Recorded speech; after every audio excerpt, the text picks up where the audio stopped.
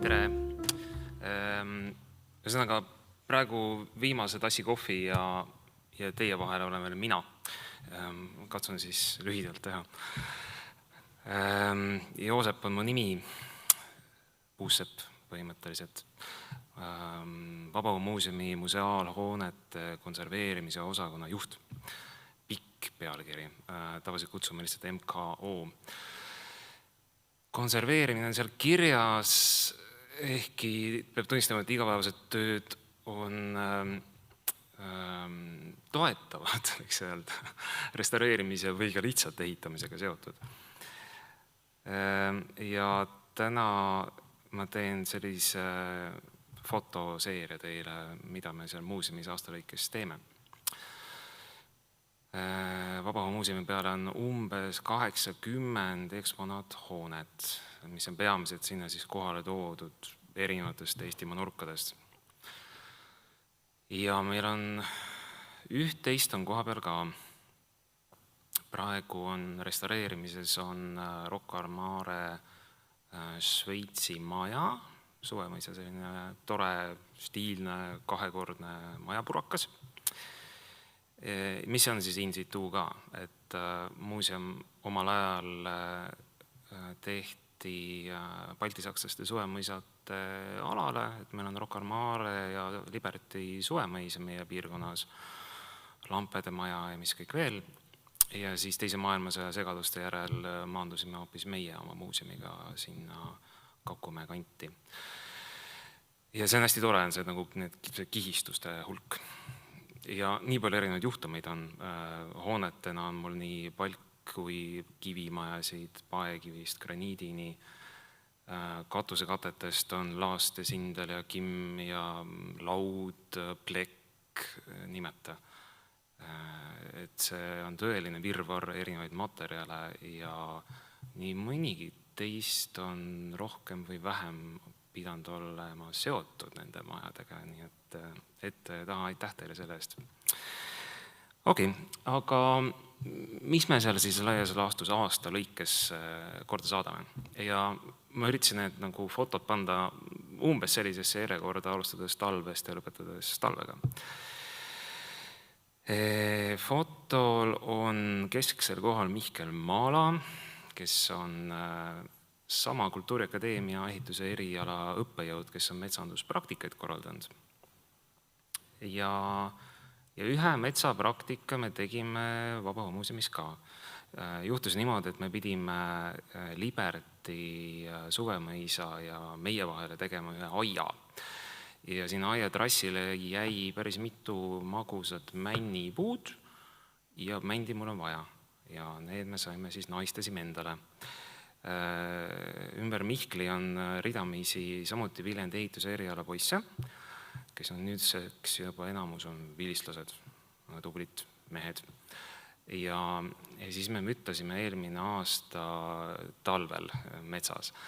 Meie kliimamuutustes piinlev maakera on viinud selleni, et praegu peaks siin taustal olema lumimaas, eks ole, aga eelmine aasta talv olid nagu ta oli. Aga see aasta on selline huvitav olnud ilma mõttes. Ja me tegime siis, peamiselt langetasime männipuid ja minu huvi on see, et mul oleks hästi palju pikkasid puid. Et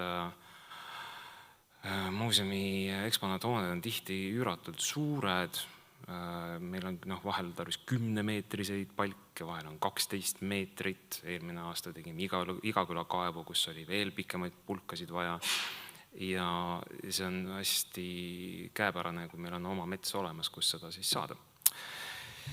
Ja siin on siis teooria saamas sujuvalt praktikaks. Mihkel näitab postele, kuidas siis see langetamine peaks umbes täpselt välja nägema.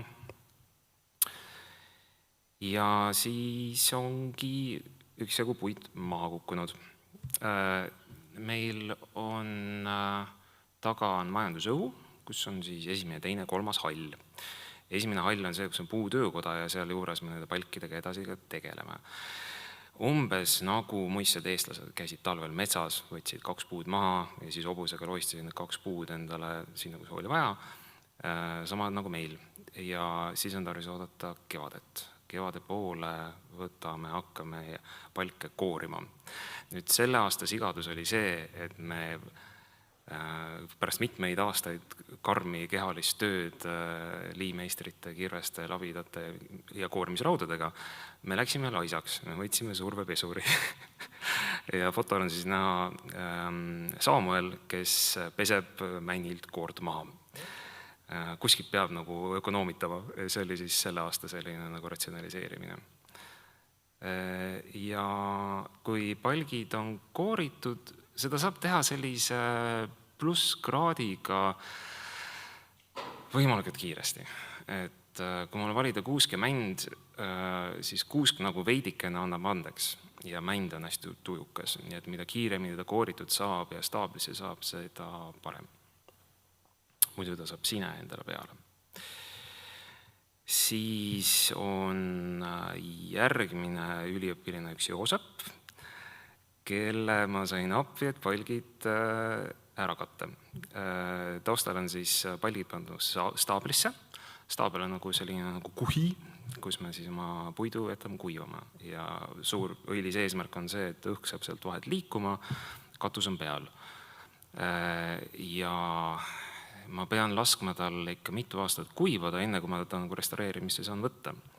Ja ma üritan seda materjali teha võimalikult mitmekesist. Mul on vahel tarvis väga suure diameetriga, võib-olla 40 sentimeetrisid või suuremaid palke ja hästi palju on tarvis üsna peenikesi. Vahel nad peavad olema sirged ja vahel nad peavad olema hästi kõverad. Ja ma olen üritanud just nagu varieerida võimalikult palju erinevaid materjale. Lehtpuude puhul see kuivamisaeg võiks olla isegi veidikene pikem ja seal on ka nagu sellise nagu kuivatamise nagu etapp, et üks on see väljas kuivamine ja teine on siis kuskil rohkem sisetingimustes kuivamine. Nii, ja siis on saagimine. Saagimiste jaoks meil on olemas enda saeraamikene. Ja ta on selline aparaat, millega saab selliseid nagu ebatavalisi mõõte välja saagida. Et kui meil tarvis lihtsalt 10 lauda, siis on lihtsam minna loomaaia taha ja osta tuuliku puidust, kus on nagu meeletult palju neid nagu valmistatud, aga kui meil on väga spetsiifilisi lõikeid vaja, siis me saame selle ise valmis saagida. Meie puidukonservaator Tanel Kivilo on selle aparaadiga suur sõber. Ja siis me muudku saime. Ja saagimispäev on päris pikk päev. See on tarvis kogu aeg koristada ja siis on tarvis linte vahetada ja see on selline tõsine ettevõtmine. Ees näete paari tammepurakat, mis on nii suured, et see nagu lindi peale ei mahu. Ja siis on tarvis leida mees, kes tuleb kohale, paneb ketsae käima, lõikab selle selleks ja selleks ja selleks ja siis on tarvis oodata 7 aastat, kuni ta ära kuivab. Saab seda kasutada. See on mu lemmikfoto. Siin on enne seda, kui Sille kõik oma need vankreid mulle sinna sisse vedas. See on üks kord umbes 3 aasta jooksul, kui esimene hall on korras. See on dokumenteeritud. Esimene hall on selline kurioossum. Seal toimub nii mõndagi.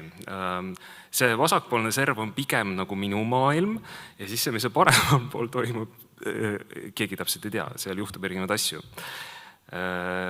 Ja see rõõmsa näoga Joosep seal on just saanud selle koristamise kaelast ära. Meil on umbes 2 korda aastas, me teeme sellised algukorras, et nii mehed, nüüd koristame ära, me saame kell 9 saame kokku jooma tassi kohvi, kell on 10, siis lähme sinna ruumi, vaatame nõutu pilguga ringi, natuke koristame, süüdistame teisi, see on tema virn, aga see oli üks selline tore koht, et me saime tõesti nagu platsi päris heaks. Siis on kätte jõudnud kevad. Muuseumis oli 2000 meetrit roigasaedasid, palju neid on. Ja et aedasid teha, siis on tarvis teha sidused kuuseokstest ideaalis. Ja Ville Moras on meil aedade spetsialist. Eestis tegelikult päris haruldane mees. Ja meil on väga vedanud, et ta meil on. Villuga on see häda, et ta on meie selle hektari metsamaad kuuseokstest üsna tühjaks teinud. Midagi veel on, vähe võitu. Ja mõned aastad ma olen siis nagu töötanud, et saada veidikene kuuseoksi juurde. Kõige lihtsam on istutada noor kuusekene. Ma tahaks neid veel 1000 istutada, et vastu pidada sellele villu oksa vajadusele, pluss jõuluajal, kus kuused lihtsalt kaovad ära, kõrtsi 2 korda järjest, ja kuskilt peab neid kuuski juurde tulema. Ja viimasel ajal pigem istutab nagu aprilli pool, sest et maid on vahel nii leisakulised, et nagu võib nagu ära surra. Natuke keeruline istutada, sest et ümberringi on väga palju suuri puid, mis võtavad elumahlad ära ja paras mässamine on. Aga siin on nüüd juba näha, kuidas need kuuseoksad lähevad käiku. Taustal hallipeaga on Villu, kes siis õpetab taaskord Viljandi ehituse eriala poisse, kuidas siis siduseid teha. Need Viljandi poisid on tähtsad poisid. Vabamuuseumil on teid vaja väga, sest et sellist kombinatsiooni teadmised ja oskuseid annab otsida. See on puhas kuld, mis siit tuleb ja töötame selle nimel, et tuleb edasi. Nüüd aedade tööd me üritame vegetatiivsel perioodil sedasi, aprillis midagi saab juba teha, äkki käed on natuke külmad. Ja Villu tänaval käis roostalaeda tegemas, novembris on ta Tallinnas oli tänaval nagu maa oli veel roheline, aga üldiselt peab vist ka need aia tööriistad nüüd ära panema. See on üks restaureerimispraktika ja siis me tegime nii, et poistega jagasime selle mingisuguse 10 meetrite pikkuse ala nagu sektsioonideks ja siis 4 nad pidid mingite meetritega tegelema. Roigasaedadega nii, et esimesed liigutused, need 2 kaigast püsti maa sisse, see on lõbus, see läheb lennates, mis siin ära. Aga järgmine samm, kus tuleb neid nagu kaldu roikaid kinnitama hakata, siis on suitsunurgas väga palju tööd. See on nii raske, see peab nagu selle kuuse oksa korra nagu läbi mudima, puht kehaline selline töö, vinti keerama. Ja see sõltub, millise nagu kuuse oksa sa oled nendele saanud ja kui ta on nii jäme, siis on juba jama, et pigem nagu midagi sinna kanti.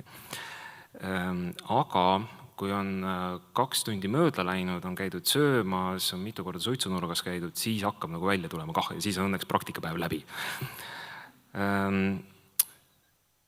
See on siis üks nendest aia tüüpidest ja sel aastal ma üritasin niimoodi teha, et need spetsiifilised roigasaiad jäid Villule teha ja tegelikult maastikul on täitsa nagu näha, et Kõstri on kena, Pulga on kena, Arte on kena, Saartel hakkab looma ja kõik ülejäänud aiad, kus on tarvis lihtsalt nagu post ja rõhtpuu ja nael, mees väljaspoolt. Et sellega nagu selline keskmine ehitaja saab juba hakkama ka.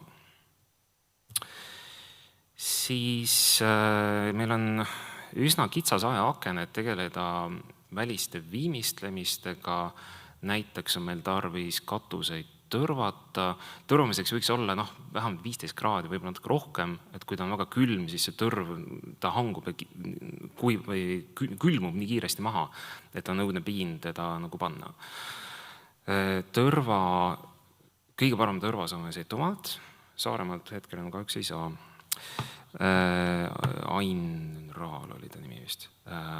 Ainil on Lõuna-Eestis on mingi selline kaheraudne selline mingi küttekeha, kus siis need männi juured lähevad sisse ja tuleb puhast kulda välja. Et kui maja vamm annab mulle asu, siis ma tahaksin veel detsembris natukene tõrva meile varuda kah. See on ikka väga hea materjal. Ja tõrvamistega, ideaalis peaks vähemalt 2 kihti olema, katusel kenasti olemas ja siis saab iga 5 aasta tagant seda tõrvakihti uuendada. Kuid ruutmeetreid on nii kohutavalt palju, et kui ma selle 1 kihi peale saan, ma olen isegi päris rahul. Meil sel aastal käis üks Viljandi ehituse vilistlane Laur Oberschneider, aitas seal tõrvamistega kaasa. Taustal pilt on Jüri Aagu, see on siis Muu talu ja see on üks selliseid suuremaid ja ilusamaid laudkatuse näiteid. Kui tulete muuseumisse, siis vaadake üle, et on nagu, iga laud on nagu servatud ja soonitud ja see on väga selline Muhu maitse järgi hästi tehtud. Kevade poole algavad rootööd, ehkki roomehed on tegelikult fantast inimgrupp, nad peavad kõigele vastu. Roomees võib ka jaanuaris olla katusel.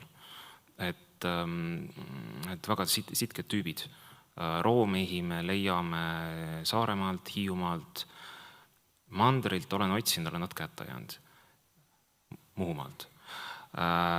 Ja nad, muuseumis on vist oli 45 rookatust ja see on nagu pidev selline töö. Tundub, et rookatused, ütleme, 30-40 aastat peavad meil vastu. Meie häda on see, et me oleme väga selline metsane maatükk ja õhkis hästi liikuma ja siis need rookatused lähevad veel kiiremini samblasse. Ja seda elueale kaasa ei aita. Et see roomeeste vajadus on nagu väga jätkuv. Rooharjad on ikka 10 aasta tagant. Jensoni Kadi on meil siin, Kadi tegi mulle sellise tabeli, Kadi tabelid on maailma parimad asjad. Kadi tegi mulle sellise tabeli, kus on tehtud nagu see 40+ objekti, millal ehitatud, millal katus tehtud, millal hari uuendatud. Ja kõik mehed vaatavad Kadi tabelit, see on väga hea tabel. Isegi Tanel Veeremaa vist seda juba näinud, see on hea tabel. Ja sealt me saime kokku, et meil on kokku 500 jooksvat meetrit rooharjasid ja kui iga 10 aasta tagant ära väsib, siis ma pean iga aasta välja vahetama 50 jooksvat meetrit rooharjasid, eks ole, ja siis me käime nagu roomeestega läbi, et umbes 50, 60, 40 meetrit, okei, jah, teeme need ära. Järgmine aasta meil on isegi roog olemas paari jaoks. Ja siis puitkatused. Puitkatused selles kliimas, kus meil kogu aeg nagu plussi poole, siis saaks ka sisuliselt aastaringi teha. Aga andes laastumehele armu, siis ta võiks ka olla pigem nagu soojemal ajal.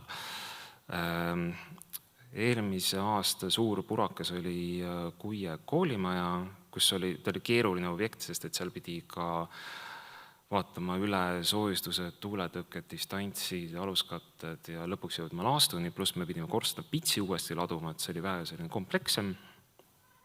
Ja nüüd tuleb välja, et meil on veel vihmaverenne vaja kah. Et sellega me tegeleme takka järgi. Õhikatteid, laastud sindlid, kimmid on meil vähem ja seni, kuni peab meeles nagu neid puhastada, siis on kõik hästi. Tore näide eelmisest aastast on Aarte, Põhja-Eesti selline talukompleks, kus siis on survepesuriga õrnalt ta sambalast ära pestud ja pärast laastudega tehtud parandusi. Et laastukatused saab tegelikult parandada kah.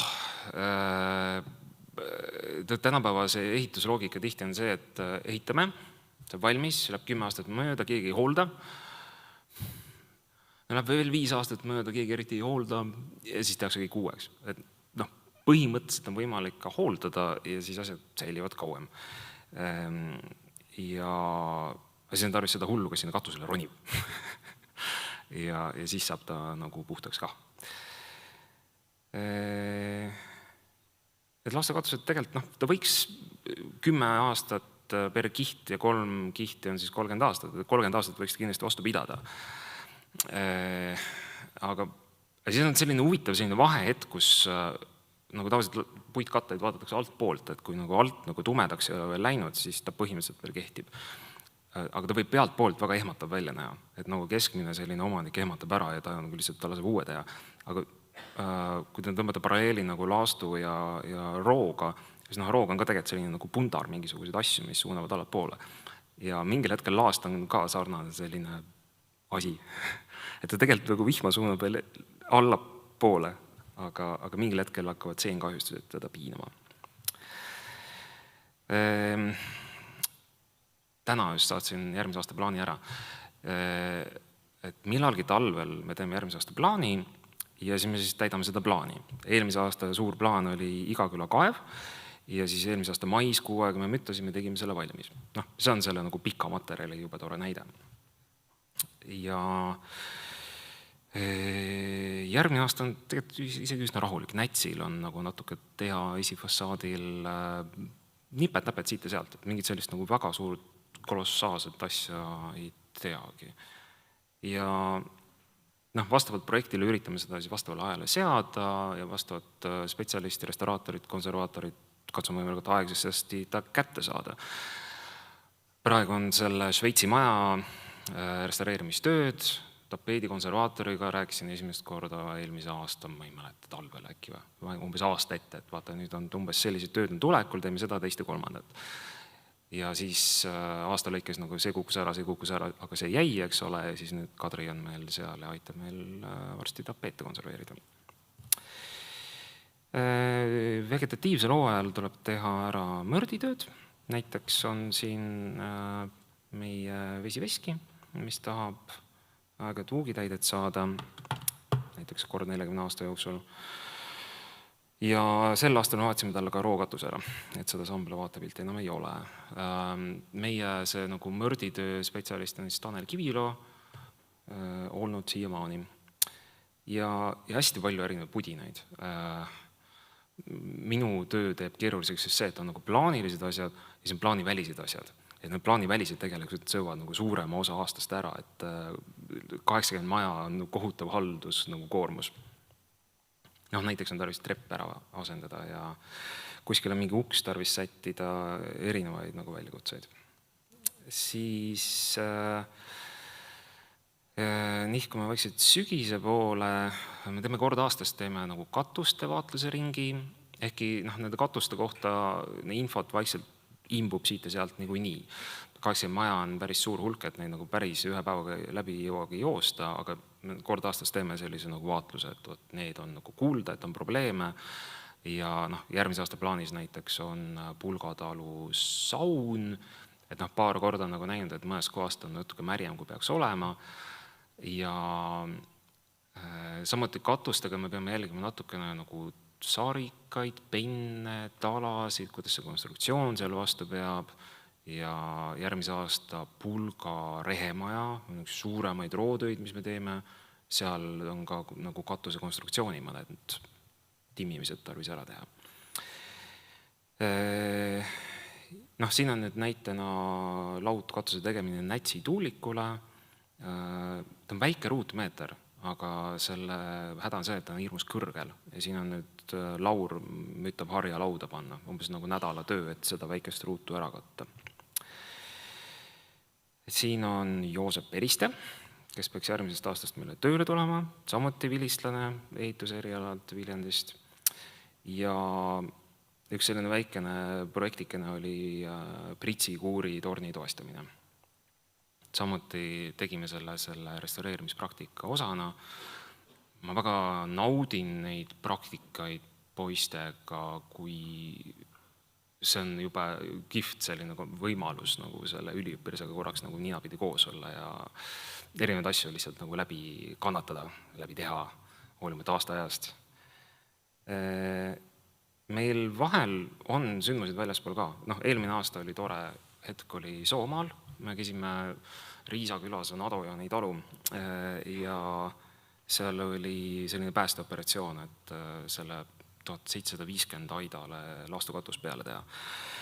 Janek Käärd oli sellise töötoa juhendaja ja siis kohalikud entusiastid. Et Soomaal on selles mõttes väga muljetavaldav hulk selliseid entukaid, kes tulevad ja tõesti võtavad naela ja laastu ja aitasid seda aitab päästa. Põhimõtteliselt Adojani võiks olla täitsa eraldi nagu muuseumikene, ehkki ta nagu tulevik on juba hämar, seal on erinevad osapooled, erinevad omanikud. Et natuke kahtlane, mis ta saab, aga hoiame põhjalt. Ja see on mu lemmik näide selle kohta, kui te teete nagu puitkatuse, siis ta võiks olla lehtpuudest võimalikult kaugele eemal. Et see muistne tamm on sisuliselt selle aida sees. Ta on nii kohal kui üldse võimalik, et kui roov sai peale, siis mehed saega seal võtsid mõne oksa vähemaks. Aga kui vähegi võimalik, siis tehke nagu laudkatus või puitkatus veidikene puudest eemale. Ja käes on sügis poole tuleks katused viimast korda üle vaadata. Siin on nüüd enne pärast nagu puhastamist. Et kõik need lehed ja okkad ja kõik see koguneb selliseks mullalaadseks massiks ja katus läheb kasvama. Ja kui vähegi võimalik, siis käime vahel, õpime väljaspool ka. Marike Laht oli meile korraldanud eelmine kord Rootsi reisi ja siis me saime meestega käia korraks näiteks Skansenis ja Östersundi Jamtli muuseumis. Me vaatasime, kuidas siis Rootsi kolleegid tööd teevad. Ja see on hästi silmi avav, et väga palju erinevaid mõtteid, väga palju erinevaid olukordade kohta saaks just enda kolleegidelt kuskilt piiri tagant. Jõuame vaikselt talve poole. Meil on tarvis natukene teadust teha, kui meil on eksponaathooned, et siis me enne sekkumist teeme lähteülesande ja pärast seda teha tarvis aruanne. Et see võiks pigem nagu talvel saada vormistatud, et siis järgmisele hooajale vastu minna. Ja eelmise aasta näitel meil oli ka selle Šveitsi maja projekteerimine, oli just talvisel ajal, et juba hea oli Restori keskküladega saada kokku, arutada, vaadata joonisid üle, pommitada erinevate hullumeelsete kommentaaridega, parandada projekti. Ja tore on see, et see maja on nüüd tegemises ja kui läheb hästi, siis 27 saab see valmis. Talvisel ajal teeme rohkem siseasju, siin on näiteks kolleeg Tanel selle Igaküla kaevu mälukivi tegemas ja puutöökoda on peamiselt ongi tema pärusmaa, et taustal on mingi aia ehitamine, erinevate jubinate tegemine. Talvisel ajal saab erinevaid katseid teha, olgu siis värvid või tõrvad, siis ja loomad, jaa. Millegipärast loomad on meile ka potsatanud, et meil on muuseumi peale lambad, kitsed, kalkunid, haned, kanad, üks kass, kassi võiks 10 olla ja veel nii edasi. Ja siis me aegelt, see on hästi kummaline valdkond, et ülejäänud museaalidega on nii, et teed mingi asja valmis ja läheb mingi 20 aastat mööda ja siis peab võib-olla mingi putitama. Loomadega on nii, et teed mingi asja valmis, läheb 2 kuud mööda, nii on tarvis uuesti teha. Väga rahutu kamp on ja ta on pidevas sellises muutumises. Okei, ja selline ongi muuseumi aastaring. Aitäh!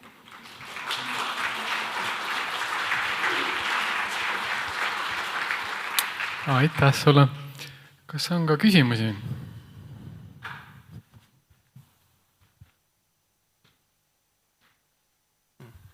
Aitäh.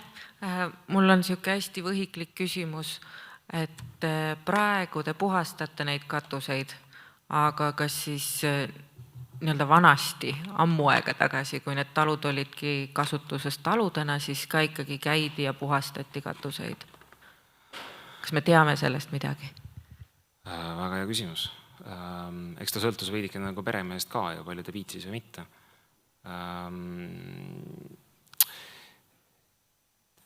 Laias laastus puitkatetega kindlasti tasuks nagu puhas hoida. Et ta võib päris kiiresti väga käest ära minna. Rookatustega on hästi vastandlikke arvamusi, aga põhimõtteliselt, kui see nagu sambla kiht pealt ära võtta, siis ta peaks paremini hingama, paremini kuivama ja mõnda aega kauem vastu pidama ka. Ma arvan, et kui minna 1850 talupoja ja õlgkatuse juurde, ega ta väga ei puhastanud seda. Õlgkatused olid mingisugune, äkki oli ka 30-40 aastat ja siis tehti uus. Mõnda aega lapiti. Okei? See.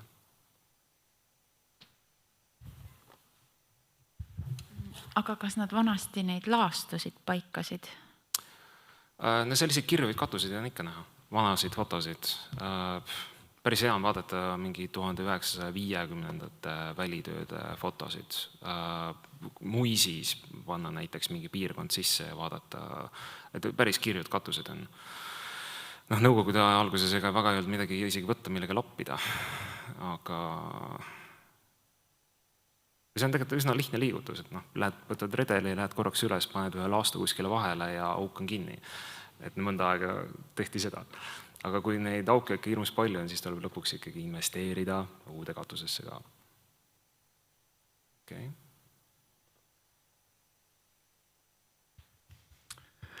No nii, tundub, et küsimustele on vastatud.